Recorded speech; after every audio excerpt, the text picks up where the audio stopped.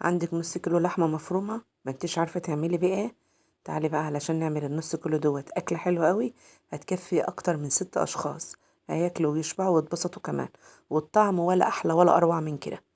يلا بينا نبدأ، وقبل ما نبدأ نصلي على النبي محمد صلى الله عليه وسلم.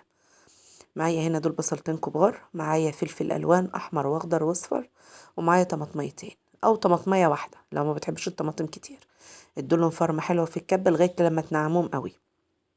وبعد كده اضيف عليهم بقى ايه البهارات اللي انت بتحبيها. انا عن نفسي حطيت البهارات اللي موجوده عندي، إيه ملح وفلفل وكمون وتوم بودره وبصل بودره ومرقه ومرقه لحمه وبهارات لحمه، والملح طبعا اساسي. بعد كده بقى هديلهم ضربه كمان في الكبه لغايه لما ينعموا معايا. وبعد كده اطلعهم احط عليهم، احط النص كيلو اللحمه اللي محيرنا في قلب التلاجة. نص كيلو لحمه مفرومه، انا ما بحطش عليها اي دهون، اي نسبه دهون خالص، انا بلغاها من عندي في اللحمه المفرومه. يعني وانت بتجيبيها ما تخليش الجزار يحط لك عليها دهون كتير. حلو. ضربتهم، حطيتهم بقى كده كله على بعضه وضربتهم ضربه حلوه كده ببهاراتي بحاجتي. طبعا الكميه هتتضاعف معاكي. وخدي السر بقى اللي هينقل معاكي ايه الخلطه ديت في حته تانية خالص، حطي عليها بيضه. البيضه ديت هتديلها بقى الدسامه اللي هي مكان الدهون اللي انت لغتيها. خلي بقى كده تقلبها حلوه قوي قوي مع بعض لغايه لما كله يندمج. وهتندمج وما تقولوش ان البيض هيبان ولا هيبقى له اي اثر من اصله. التركية بقى اللي انا نسيتها هنا، ما بانتش في الكاميرا، انا ضفت نص معلقه صغيره بيكنج باودر، حطيته عليها عشان يدي للحمه هشاشه كده ما تبقاش مكتومه في بعضها. قلبها بقى كده تقلبها حلوه.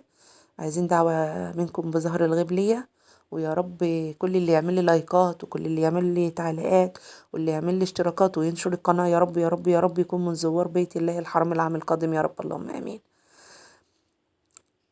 بعد كده بقى معايا ده عيش حواوشي بجيبه مخصوص بان الفرن بتقولي له انا عايزه عيش حواوشي بيجيبهولك.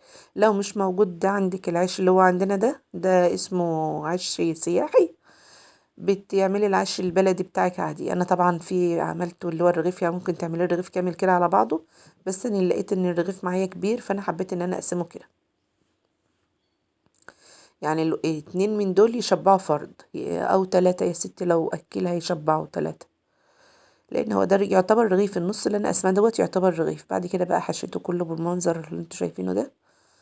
وما تبخليش في اللحمه وانت بتحطي، توصي كده باللحمه عشان ايه الرغيف يبقى حلو كده مالي وضعه كده.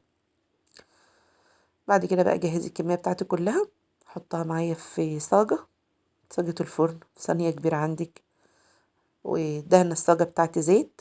وبعد كده هبدأ ادهن الوش بتاعها من فوق برضو زيت.